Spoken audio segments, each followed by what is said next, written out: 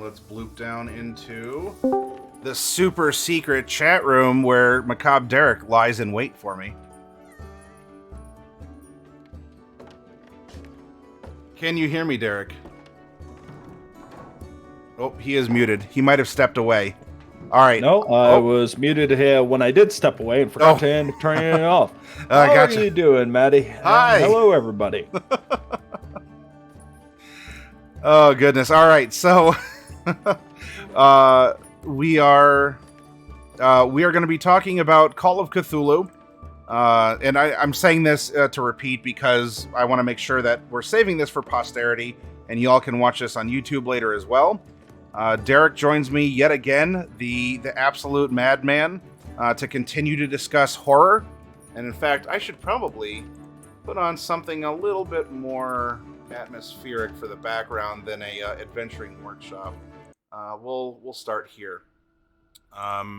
So yeah, we'll be talking about some of the mechanics in Call of Cthulhu, but primarily I want to discuss horror storytelling through this system.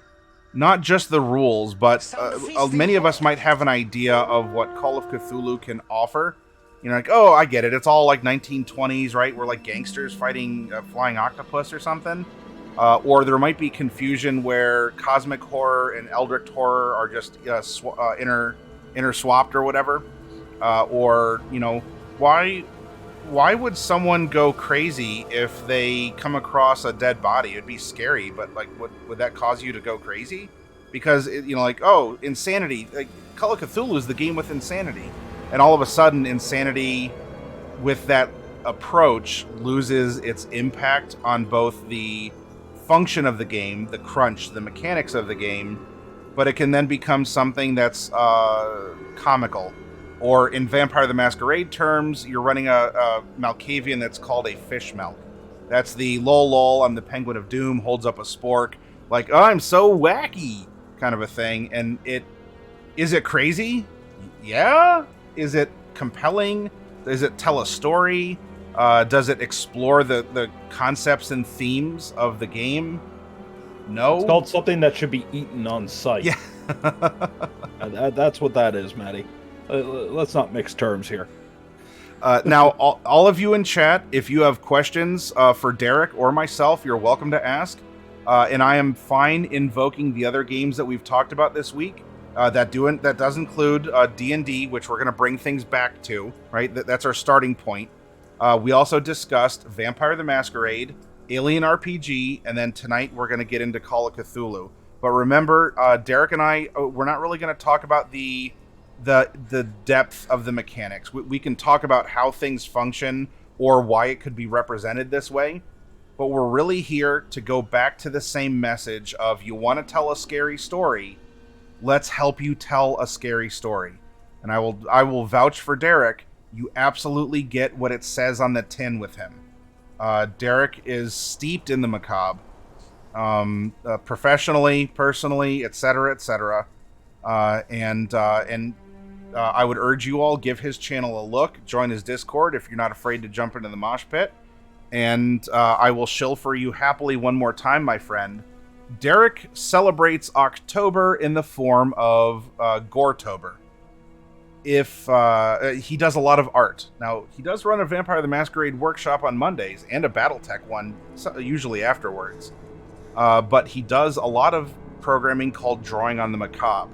And you can commission him this month as long as it's something that he might deem spooky, scary, or skeleton related for $10 an hour, and you are getting way more than just what that price might indicate. I have gotten a lot of art through him, I will personally vouch, and if you still want to drop in while you're watching him draw up your D&D character receiving an egregious wound, or a vampire character, or you want him to draw a spooky monster, you want to talk vampire, even the mechanics or something, he'll entertain you. You want to talk about, you know, why is the cam known for this or that, or what's a compelling way to tell a story that involves something obscure? Challenge him, poke and prod him, and challenge him through the requests you make of your art, because he'll jump into that. or through storytelling. Anyway, all right. So I am done. I'm done shilling for you, Derek. That's it. Be well wondering. Maddie, you've done more than I ever asked. So we're getting into Call of Cthulhu here. Yes, I am brandishing a kniff to break the seal, and so someone out there is going to win this set after we finish talking about horror. I thought you don't use a kniff for that. You use a club. Oh, sorry, I was confused there for a minute. Now, Derek, while I'm struggling to open up this thin plastic, what is your pedigree, if not with the role-playing system, either with the genre that Cthulhu and Elder Gods bring up, or just your readings, or even the elements from your own gaming experience? Can you give a little introduction into literally what I'm getting into here? All right. So, for anybody who's an old-time viewer, you might remember I have the classic Lovecraft quote on my head, on my channel background, which has to end up doing with the fear of the unknown. Now, when we're here talking about Call of Cthulhu, obviously this is tying into Lovecraft's most well-known story. It's a fairly short story. And I've actually, believe it or not, Maddie, was listening to that story as an audio book last night, specifically in preparation for this night. And one of the big things you have to understand when it comes down to Call of Cthulhu, at least in the style of story it is, what you're ultimately digging into is a mystery. It is you diving into things that are unseen, that are here constantly up front. So the best way I can end up describing this, when you first start off, you might end up starting as a group of investigators. That's what if I recall, what the players are oftentimes referred to as. You might be a detective, a doctor, well, whatever you want to end up choosing. But typically it's set in 1910s through 1940s. Time period can jump a bit, but generally around Prohibition era is when it's set. So when we start off with this, you will start by looking into just an awkward coincidence, something that could be written off at any given point. But as you start to delve into it, you start tying it into old occult pieces. Maybe dream escapes that happen. After all, dreams are a large theme in the Call of Cthulhu. You might end up finding strange artifacts. You start realizing that there's a truth behind the world, one that either people don't acknowledge or are terrified of the idea of acknowledging. When it comes down to Cthulhu himself, that's really not the whole focus of Call of Cthulhu, though it can oftentimes be a fantastic start. What you're primarily working with when we're looking at Call of Cthulhu is this idea of something that should not be. Okay? And when we end up talking about, perfect example, they end up saying here how Cthulhu is dead and also dreaming. Right? Yes. These are things that don't make sense to our understanding of the world. Earlier on, you were talking about how a dead body shouldn't invoke insanity, right? Well, you can definitely say it invokes stress. Mm-hmm. But the best part of when Call of Cthulhu works, and here's where the sanity mechanic is missed, or I think a huge opportunity is missed, is when you try and explain what you have found, what you have seen. See, sanity unto itself starts to break as what you know to be true is questioned. Because now you have to question, is it everybody's blind? Or are you really crazy? There is a point where your sense of reality breaks. I was discussing this with Vampire a bit when it comes to Malkavians, right? Their understanding the world is drastically different than what they encounter typically. But if we were to end up taking a look at what what you will run into. Try and explain that the judge of your local town is actually secretly sacrificing prisoners to an eldritch or an old god, right? Um, really, how do you even start to prove that? And what happens when that cult is actually so embedded that you can't be sure who it is you're talking to, and if they are or not ready to end up sorry, I'm losing my train of thought. When this cult starts to manifest, you start to end up getting paranoid about who you could trust with this information. You start to end up wondering who is actually in the know, and you start to have to ask yourself, have I lost it? Because in here, he'll call it Cthulhu. We have seen people who are stuck in insane asylums, right? Back in the day, oh, how I miss the days of asylums. But what are we looking at? We're looking at this slow erosion of what you understand to be real, and this starts to impact you. It's one thing to say there's a dead body, and when everybody comes up, they don't find a body, they find a little bit of blood. You are confused as you're looking around. Turns out that body is the bellhop that is currently greeting you at the front desk again. Yeah. But you're dead. Sir, I've been here this whole time. Please ask the manager. I haven't left shift yet. In fact, I'm going to be going home in the next few hours. You sure? Like, show me where the stab wound happened. Sir, how? That's a little bit intrusive, don't you think?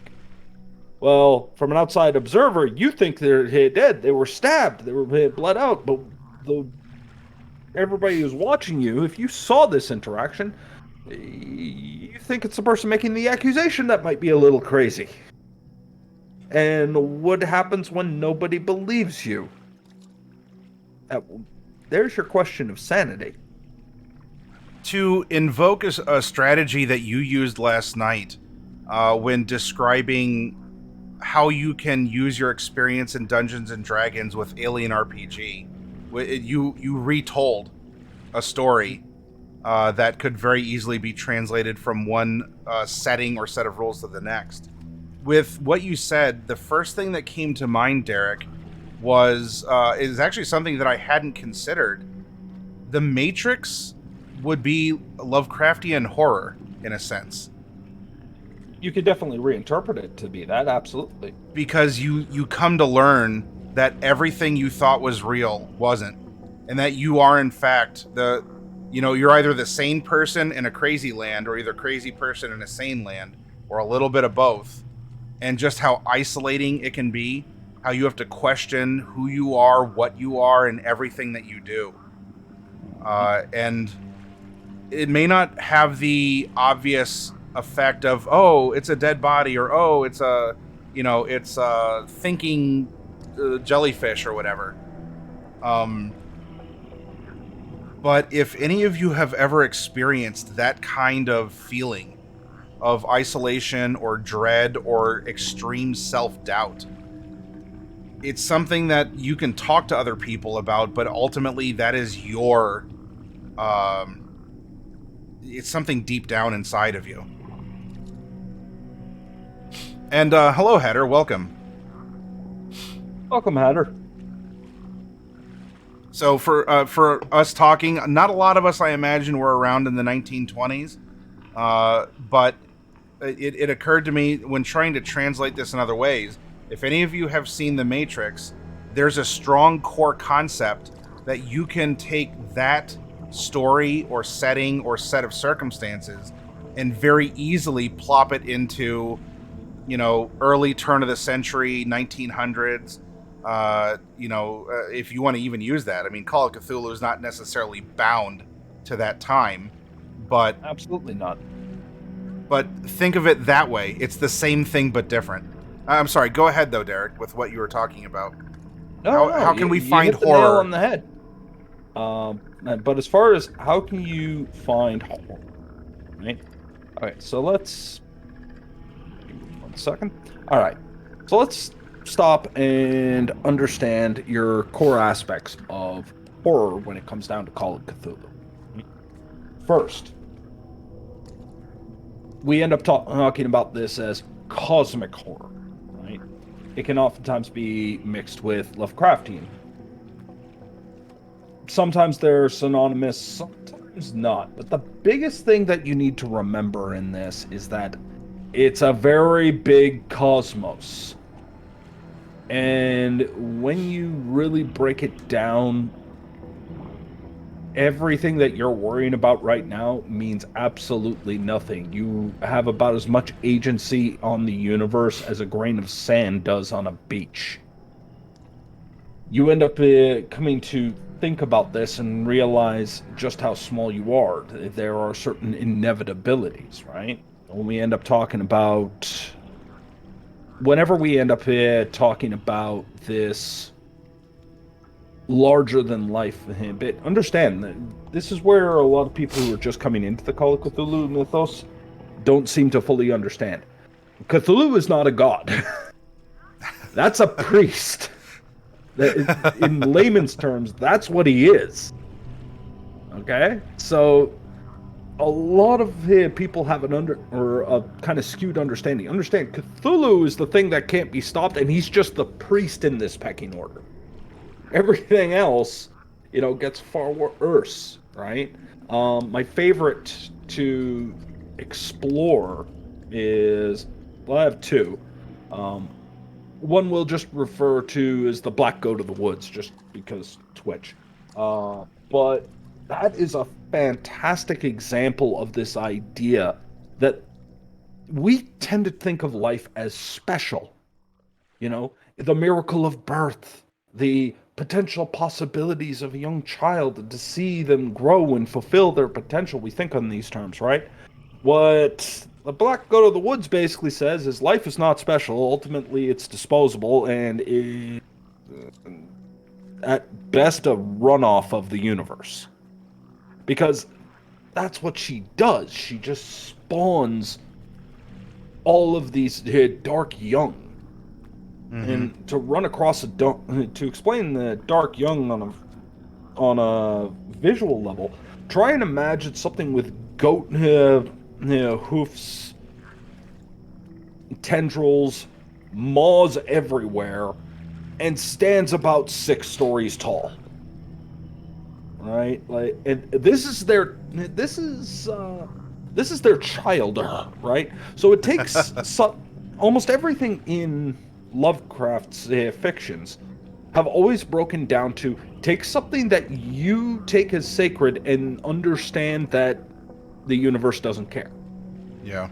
And really bring that to light, right? And let's take a look at another one. The king of them all, right? Azathoth. Ooh. So, Maddie, are you familiar with Azathoth at all? I became a lot more familiar with Azathoth over the course of 4 years, due to a certain someone and a certain someone's character. I imagine so. I'm sorry that's the case. But here's the thing about Azathoth you need to understand. All of existence that you know is just a fever dream of a god that is going to wake up someday. Okay? And he's referred to as the blind idiot god. There is a reason for this. He's not exactly what we would call a devious planner or anything of such. He's just having a fever dream at this point, and you're a part of it. The second he wakes up, you don't. To think of yourself as a part of something else's dream, yeah, kind of ultimately means that you're not real. Fundamentally, everything about you is not real. To understand that, right, it kind of goes back to what you were talking about in the Matrix, but that's almost the core of all cosmic horror. For something that's a little bit more grounded, I say a little bit, because we are talking Lovecraft here. In fact, let's take a look at, for those of you who are comic or manga fans, let's take a look at Planet Remina. Okay? Planet Remna, sorry. Planet Remna is literally about a planet that just goes about and floats around and literally consumes. It is a giant organism that just eats moons, suns, and planets. That's all it does. It's like an animalistic style Galactus, right? And the story is written so well because ultimately the interesting part is not the planet eating, it's how everybody reacts to it. How everything starts to fall apart. How you would react. Yep, Unicron. Yeah, Dragon, you got it perfectly. Unicron is a perfect example of that same trope. But here's the difference. Try and imagine if you could not fight Unicron. In fact, I would argue the idea of Unicron has been incredibly depowered compared to the original iteration, but that's what it is. Unicron is ultimately a consumer of worlds. So when you're dealing with stuff on this scale, understand now we're back in 1930s, 1940s, and you're a small investigation troop. And there are individuals out there who are praying to these dark gods, either to be spared or to be granted power, or bluntly have had enough and want to see the world burn. Okay? Life is suffering, so the greatest thing you can do is put it out of its misery. You are dealing with utter insanity, and in this exact point, we are talking about a system, specifically with the insanity system, that is built to make you paranoid and to start acting paranoid around other people. And they will start to end up putting you in that same asylum, that you will find yourself in Arkham, which is a place in this. Understand that. Puska, I understand that one fully, and I will gladly play up to it. So, yeah, there is so much when it comes down to playing Call of Cthulhu. It turns into the devil is the details. Now, to run a game like this, requires 3 core things. And this is one of the things I think that makes Call of Cthulhu so hard to write in a stereotypical way, I should say, is that you have to be really good at making a mystery. And you need to dangle the carrot of, I have answers for you, but you need to understand that these answers will destroy you. That unto itself is insane. If you know that the answers will destroy you, it's insane to end up going to seek them out, and yet that is what the investigator does. It is slowly eroding them, and by the end, you may know exactly what's coming, but you will be either dead or put in a padded cell for the rest of your existence, screaming at the walls, and they remove your fingernails for your own safety. This is the kind of world that you are existing in, and it's fantastic because of that. You are realizing that, well, by the end, you should almost feel like the one sane person in a world that has gone mad. Yes, absolutely. Right? And you will be treated as the one who has gone mad. A lot of people think like, okay, this person's just going to start acting crazy and starting to, they believe in nonsense. No, they're broken. No. The thing that makes you crazy is the fact that everybody else refuses to see this truth. That's what makes you crazy. And, well, gotta take care of you somehow. Thankfully, Maddie, there's been this wonderful procedure, a pair of them actually, in fact, that have been invented in recent history to be able to help these people alleviate their pain, as they're clearly screaming at the walls. No one would listen. But thankfully, Dr. Jefferson is scheduling the lobotomy this Tuesday. In which case, they will be calm and collected, and maybe have some hope of being a recovered member of upstanding society once again. Never mind the drool. Or maybe electroshock therapy. After all, who knew that could be so invigorating? Yeah, with electricity being so pervasive, it's the edge of science. What can be done with it? It's a elemental force to harness. In the Mouth of Madness. That is in the Mouth of Madness. It's a Lovecraft story. It's oh, and if you can address second class as well. Oh, I feel like a lot of the first season of Space 1999 was well written, well concealed cosmic horror, and the only way they could get away with it in the 70s. I would say yes. I would also say that from the 1970s to now has been a drastic cultural shift, and that in turn has made Lovecraft a little bit more relevant, right? That idea of distrust. Earlier on, Maddie was discussing about Blizzard. I won't go into it full details. You can rewind the tape and see the rant yourself. But I made a comment about trust is very easy to break. The problem is not the fact that trust is easy to break. The problem is now mistrust has become the default. Yeah. Right? Like, you don't trust somebody right away. You end up going, okay, what's your angle? You immediately have suspicion. Therein lies the problem, right? Which you might say echoes some of the sentiments that Lovecraft had in his writings.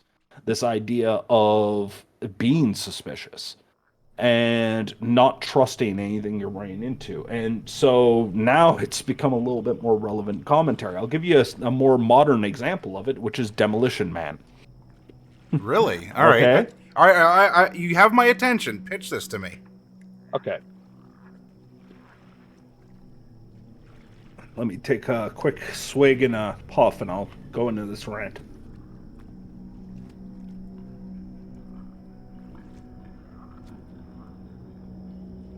Oh, Maddie, are you familiar with Sylvester Stallone and Wesley Snipes' Demolition Man? Yes.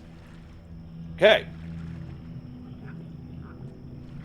When it was first released, it was considered a bit of a joke, right? And everybody was like, this is stupid. It's, it's just old, it's the old action movie trope, and yeah, it's got some sci-fi in it, but it's an overall dull movie. It's got nothing to say, right? Fast forward to today, and we exist in a world where people end up falling into purity spirals, in which case, if only it would end up bringing peace to our lives. Oh, dear God, we can't afford any degree of violence. Mixed with the flip side of it, which is we're going to live in the goddamn sewers and do it our way, even if we will be rejected by society. Make which side you think you're on at any given point, but it started to turn into this two different camps that have become so diametrically opposed that you started to create second-class citizens again. And now we have this whole bit coming back where, can we remind ourselves that, you need to get a little dirty and you need to get a lot cleaner, Yeah. But it was almost prophetic for what we culturally deal with today. And everybody was laughing at it when it first came out, and yet, what did they have? They did FaceTime before FaceTime. They ended up discussing this idea of trying to avoid any degree of violence to the point of ineptitude. They ended up running into this point where it was utter dependence upon their social betters. And we're seeing this starting to creep up again. It starts to create divides. And there we end up running into this, right? This weird situation where, ironically, the movie seemed to be more ahead of its time than people gave it credit for. And therein lies what I was talking about when I said, now here we find ourselves with Lovecraft's bit being a lot more relevant now because of this distrust being the default. And therein lies the reason that it became a little bit more relevant.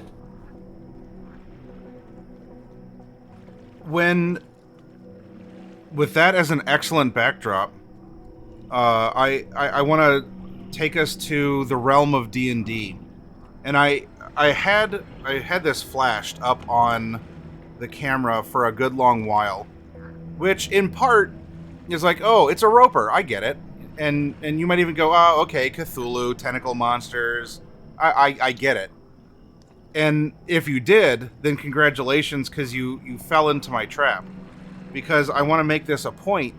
In Dungeons and Dragons, coming across this, it might be startling, but it's the nature of the game by default. Now, your tabletop, your people that you play with, might be, you might try to be doing something horrific, where if any monster exists, it's pearl clutching inducing.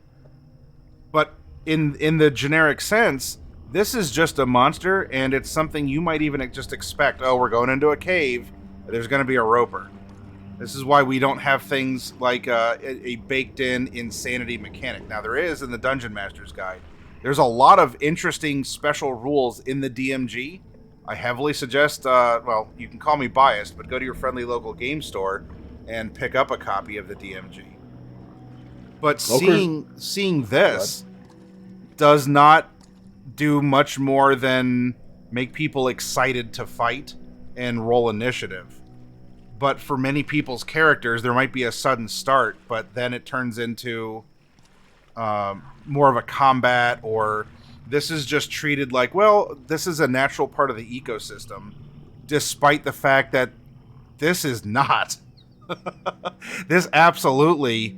again, every tabletop, every group, and every world will be different. But in the generic presentation, this is an impossibility.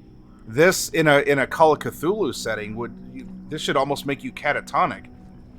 A stalagmite just came to life and is wrapped a tendril around me that looks like a giant earthworm or something, and it's pulling me into a mouth to eat. And so for the scale of story, going from someone who plays a lot of D&D, where we might be very used to the classic adventure cycle, the hero cycle, we're very familiar with, other fantasy products, or not just products, I mean stories. Whether it's a TV series or a movie or a serial or something like that. But in a game like Call of Cthulhu, the classic hero's journey may not be as easily followed. It's not exactly like a Lord of the Rings experience, or even something that's an ongoing episodes of the old Hercules or Xena TV shows. Because this is more of a downward spiral than a cycle. And Maddie, if I might point out something, actually, yeah, this might be useful for anybody who's in D&D, and why they might have a little bit of a hang-up trying to get on board with it, right? Because there's a certain assumption. In D&D, you gain levels, you gain powers, you gain strength, you gain better saves, all this, right? That's your development, right? But let's take a look at Alien, Vampire, and Call of Cthulhu. These games have one thing in common.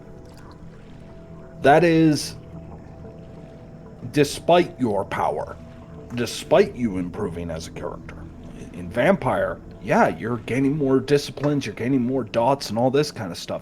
You know what else, though? You're also becoming more dangerous to yourself. It's a lot harder to deal with a brew hall with 5 potents than it is with 2 when they decide to fly off the handle. You become more of a danger to yourself. Take a look when it comes down to Alien, right? It's the mistrust when you start realizing that your compatriots have different agendas than your own and might not be on the same page, and each one of them is gaining levels right alongside you, making them more dangerous.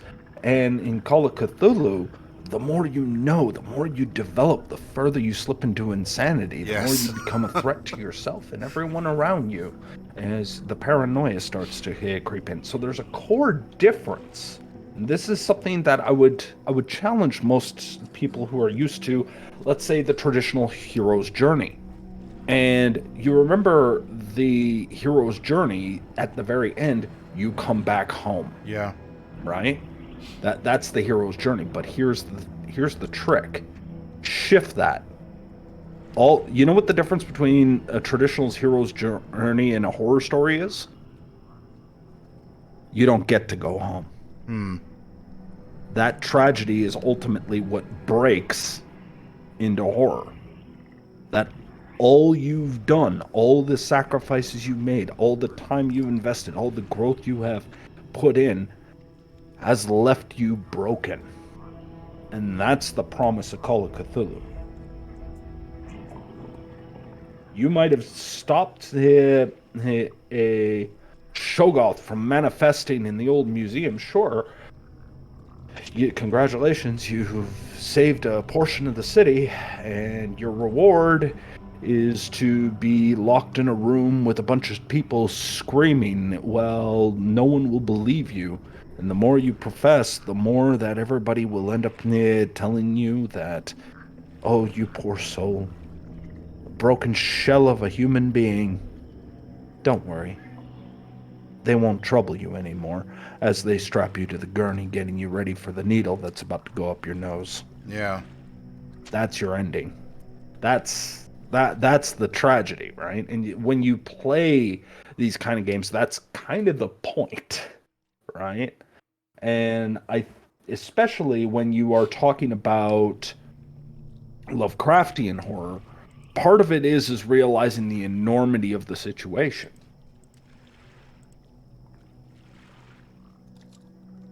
Have a good night, Fuzka. All right, Fusca, you take care. But I'm hoping that makes sense to you, Maddie. It does. And a follow-up question then. And so here I will be advocating on behalf of the maybe generic, in anime terms, just the gray outline humanoid form D&D player.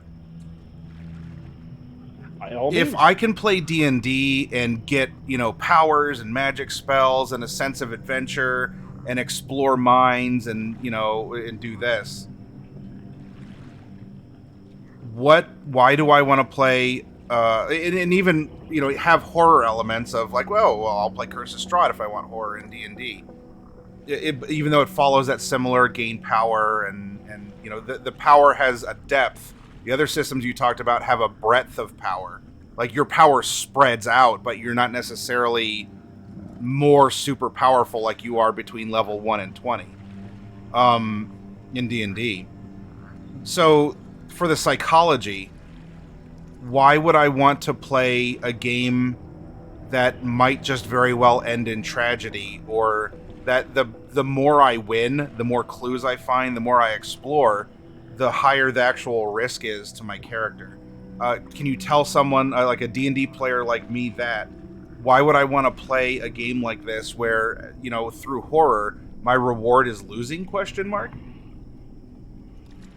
Because ultimately you will never end up knowing what you're really made of until you're faced at the end. The advantage of many D&D chronicles is that, for the most part, you're almost expected to win. There's this hidden contract, believe it or not, between the DM and the rest of the players.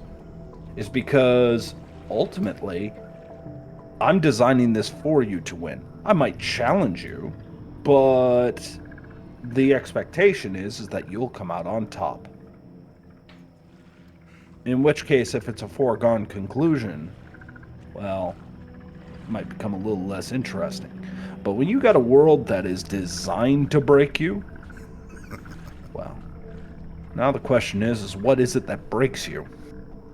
You also have to end up going into it, and the best way I can describe it is it's almost akin to people who like spices. And for everybody, a lot of people are not a big fan of being able to end up eating oh God, what is it? You know, the one chip challenge. You know, that is Yeah. not designed for everybody. And I openly admit, I think most people who love horror in some way were just a little broken. And so it kind of excites us to be able to end up doing it. It's an endurance challenge in that regard. But there's also the wonderful bit of, and I gotta go with Mojo on this. Guess what? Life is tragedy. You probably can't exist for too long in the world without something happening. You're going to end up finding that what this is you being able to face that coming on. And there is a promise, right? Again, the hidden thing between you and the store, or you and the DM, well, the same is true for the keeper. But the keeper ends up saying, I'm going to promise you a world that is more dangerous than you know. And you get to end up exploring it. And maybe, just maybe, if you're really lucky, you might be that one grain of sand that changes it from a small man of sand into an actual heap.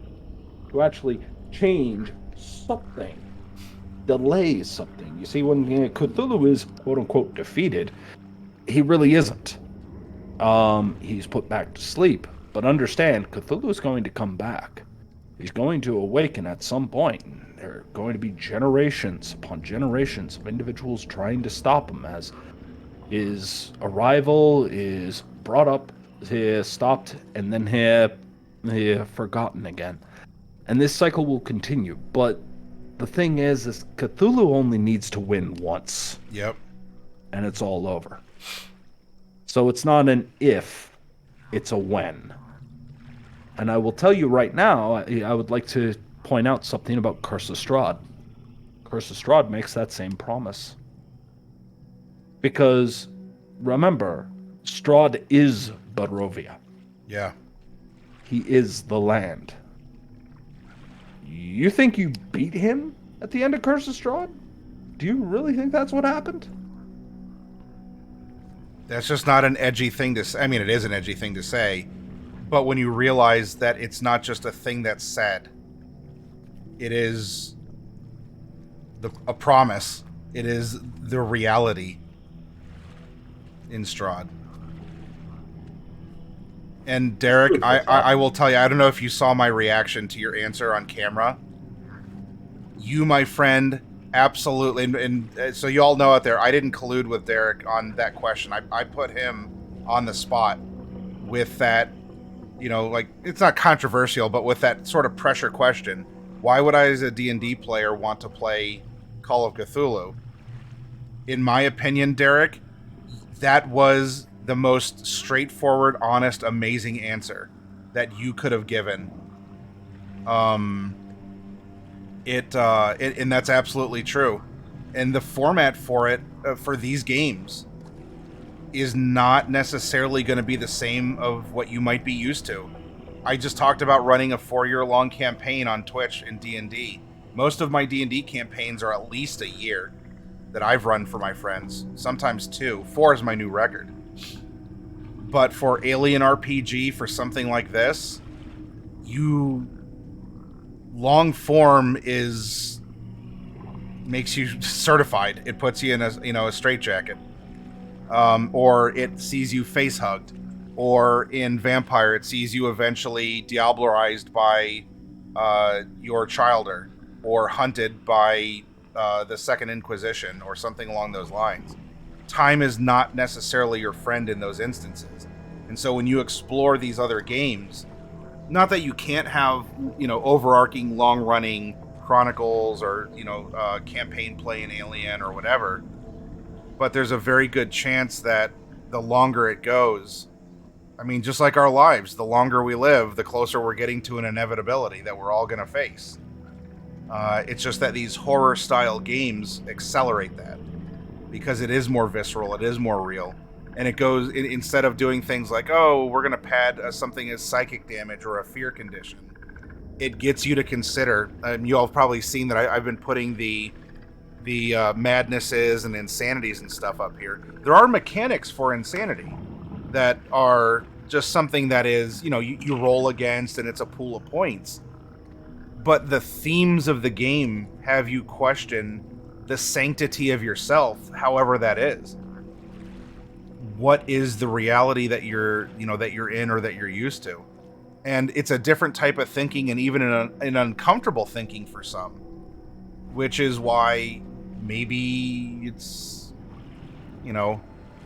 Call of Cthulhu being around 40 years doesn't have the mainstream popularity as D&D might, because in that you are playing the hero. I'd argue in Cthulhu you're playing heroic, at least, heroic intended characters. In Vampire, you're playing the monsters. And Alien, it's a mix, especially if you include the personal agendas. But you do have to approach this differently, because could you run the classic heroic adventure in Cthulhu? I suppose so.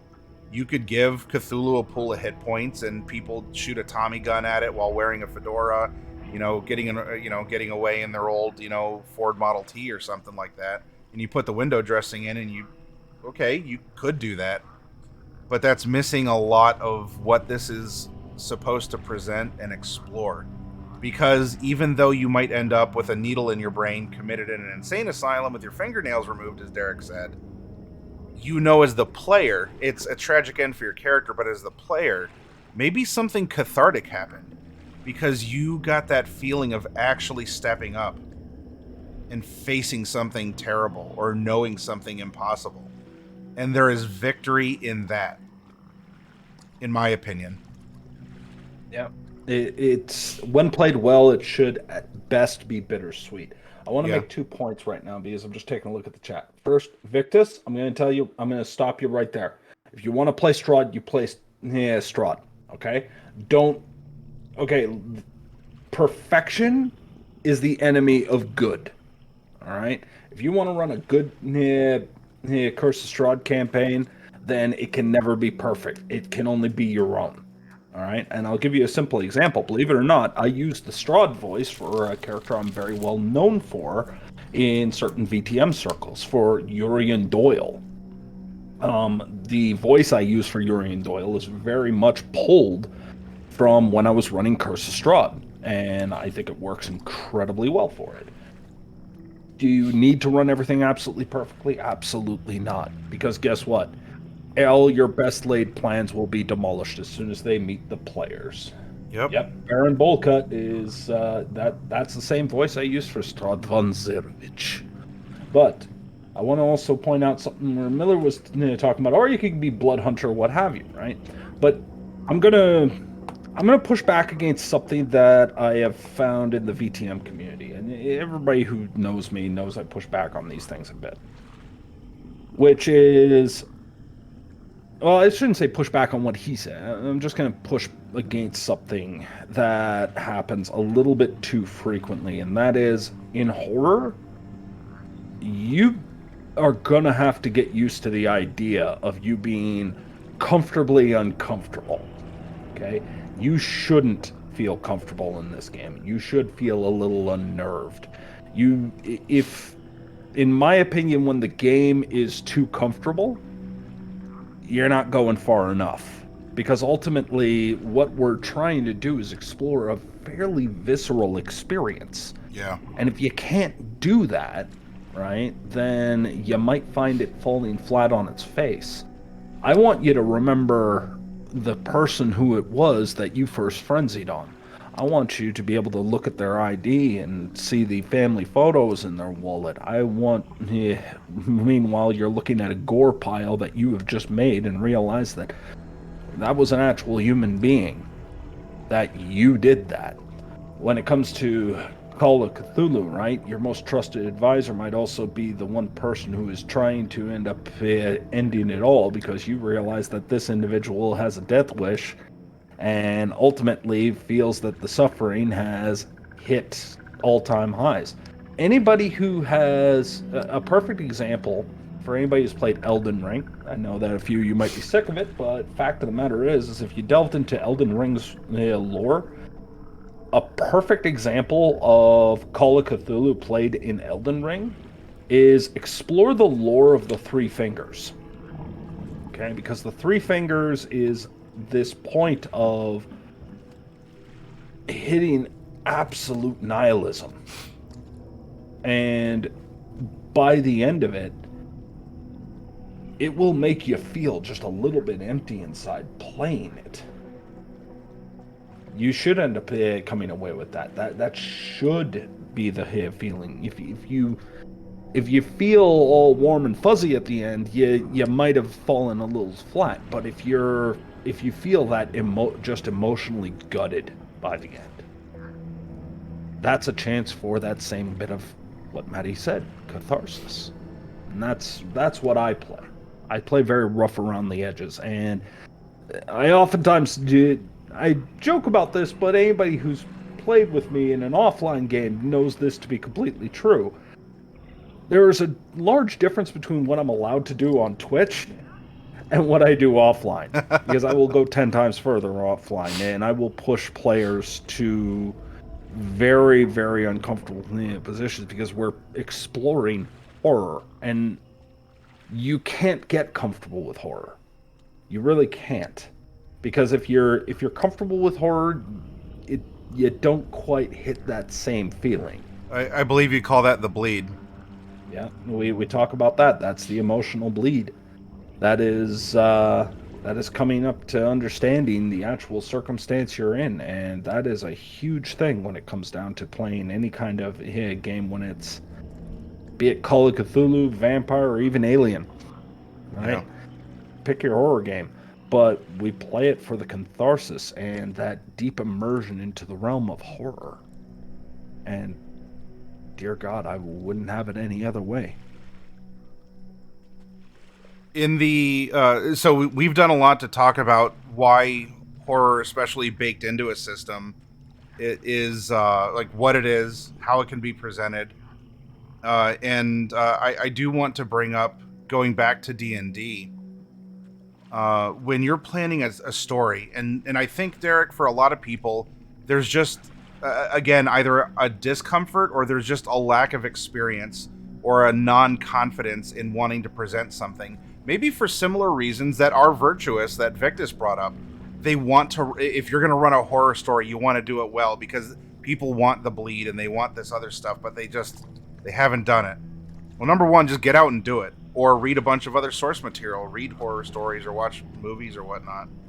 But since there's so much familiarity with the classic adventure, the heroic cycle, or just you're like, okay, well, at level 5 I get these spells, and it almost becomes a mechanical planning.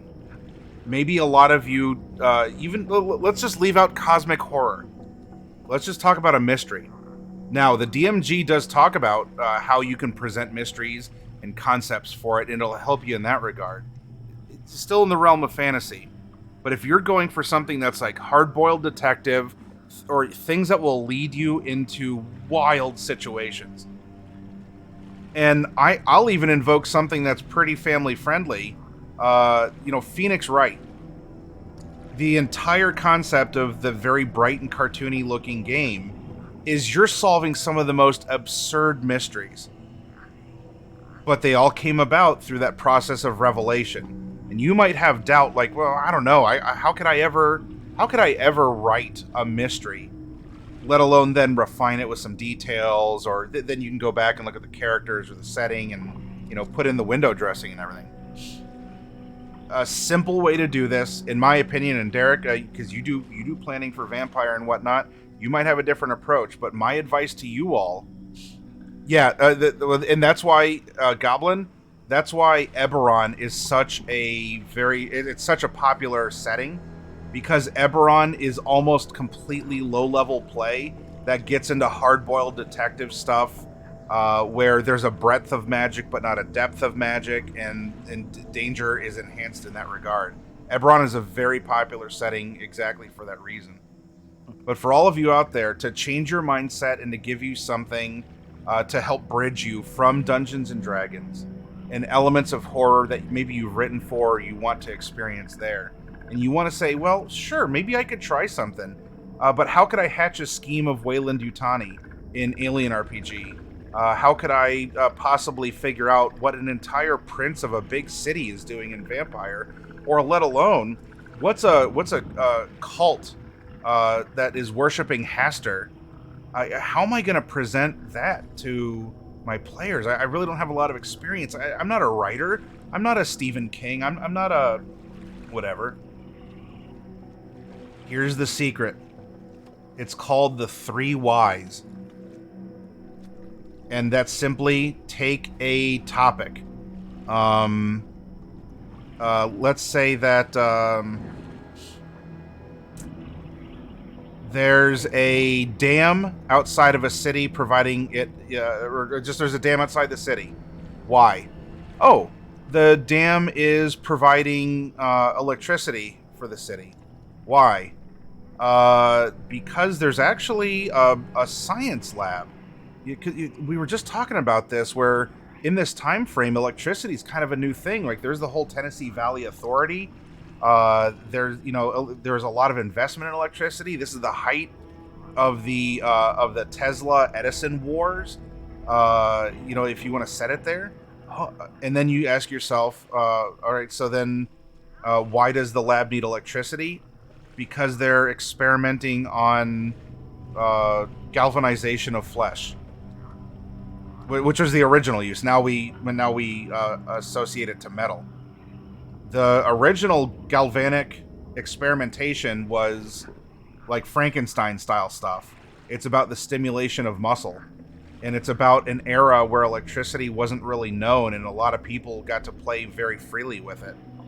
And there's also a time where not a lot of questions were asked, especially if you're in a position of authority, such as being able to control the entire electrical supply to the county or the county's surrounding. And please, Maddie, we all experimented with galvanization when we were kids. Everybody had that experience of seeing a plug-in and grabbing a fork. Well, that actually reminds me of a very good 40K meme about getting electricity in 4 different ways from each of the Chaos Gods. And that's all. Look at that. That is an entire Call of Cthulhu mystery to unravel. That you can intertwine any cosmic gods or cults or just the undead. You don't always need it to go to some horrid enormity of an outer god, an elder being, or whatever. It could just be someone who has assumed the role of a high priest or an authority that is trying to become on high, and things are getting to that point. And all we did was we started with a concept. There's a dam that was built outside of a city. Why? Just answer the question, then ask why to that, then answer it, ask why to that, answer it, ask why. And you are then in reverse building the entire chain of events that will become your mystery, because every why is a layer. It's something to peel off. It's something to discover. And for you're the one telling the story. This is familiarizing yourself with anything, so you can improv it, you can adjust it as you need to, but you're aware of the whole convoluted chain of events that went from some Doc Brown putting a pitcher up in his bathroom, hitting his head on a toilet after slipping, and inventing the flux capacitor to allow him to time travel. You want to talk about a weird chain of events? That's even before he goes back in time and gets shot in the back. How can a professor from the 50s go back to the 1800s to get shot? It all started by slipping on the toilet. If you look at it that way, for as beloved as Back to the Future is, that's an absolutely absurd chain of events. But all you have to do, in my opinion, and again, Derek, if you have your own method as well, please talk to people about it. Ask yourself why, because that's the entire mystery. That's the whole point of a mystery. A murder mystery, exploring a cult, doing whatever, is you're trying to find out why, and you already know the answers because you asked yourself that. You asked yourself the question, you answered it, and then you challenge that, and you challenge that, and you challenge that, and then you have a nice tight chain of events. And I mean, you could do that without playing D&D or with all the D&D experience you have, because you might have already gotten that similar experience through other mods or homebrew stuff that you've done. But I'll pass the ball back to you, Derek, to confirm or deny what I said, or to share another technique that you No, use. I love it. I love it. But I'm gonna actually throw the D&D community and the Magic community a bone. There is another setting that works incredibly well for everything we've just been discussing. There is a Magic setting that you can play in Dungeons and Dragons called Innistrad. And that is, I'll be honest, I think Innistrad is 10 times better of a setting than Barovia. I know that may sound weird, but if for those who are not familiar with Innistrad, you have your classic monsters and all that you can end up tying in, but its more later incarnations actually have a little bit of that Call of Cthulhu mix to it. So if you're looking for something that gives you all the excuses in the world, and a god-like angel has completely snapped, an eldritch being is making its way into this plane of existence, you see all manners of horror starting to mutate and turn into things that are amalgamation of the flesh and the things around them. You're talking about tentacles and teeth where there weren't none to begin with. You are talking about people merging together, angels fused together to become monstrosities of torment and end-of-the-world levels of destruction. And my favorite tagline for this, where darkness is your only hope. That is one of the most magnificent sets I have seen specifically to do so. If you are looking for a Dungeons and Dragons setting that works for it, it brings in Magic the Gathering, Call of Cthulhu, and Dungeons and Dragons all into one realm. Absolutely love it. Especially if you bring the Eldrazi into it. Well, that's just it, right? That's exactly what kicked it off. Yeah. Emrakul is no joke. But that being said, you can pull from that. Here's another thing. Maddie was right about the Wise, right? I usually use 6, but you're right. It can tie in and you can flavor it out. Now, I'm going to give you guys a cheat that flies right in the face of everything Maddie just said. I'm going to give you a cheat. Okay? As a DM, here's the cheat. Players only remember closed loops when things make sense and they can walk through the entire through line of something. Okay? Anything that isn't completely a closed loop, they have a tendency to forget. As strange as it is. If you have somebody recall their chronicle, they'll end up describing in perfect detail, but I can guarantee you if you actually watch a recording of it, that's not the case. Right? There's a whole bunch of dead ends and a whole bunch of red herrings and stuff that they didn't get into and all this, right? That happens. But here's the real dirty secret. Listen to your players. Let them theory craft. Have fun in letting them theory craft. Because on occasion, they might accidentally come up with a better plot than what you had in mind. And what are you doing? It's a shared story. And the dirty secret is you can always say, yeah, I had that plotted out for the whole time. I'm very impressed that you guys managed to put that together. Yeah, well done. And it's a place that you can end up doing so because now, guess what? They don't realize it, but they're telling the story. They're making the story. All you have to do is run it. You give them the situation, and this is what I do a lot in Vampire. I don't build plots. I build situations. And how the player's actions impact all the other NPCs and situations. That's it. And what their recourse is and how they end up coming back in this back and forth situation.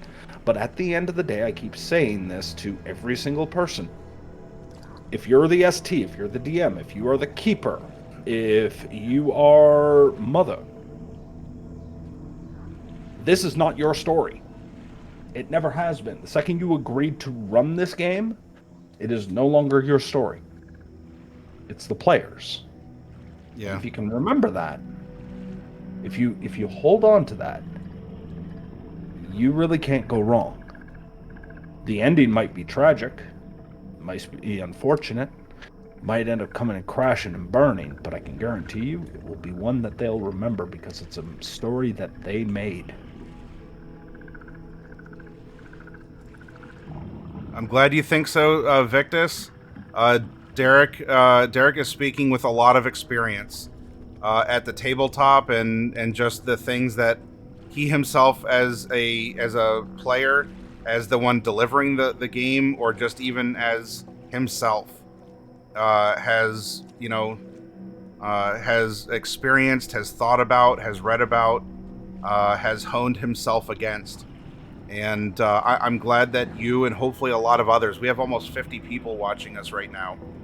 I hope that you and the others can appreciate these peeks behind the curtain to get the sage advice, of the elders, kind of a thing.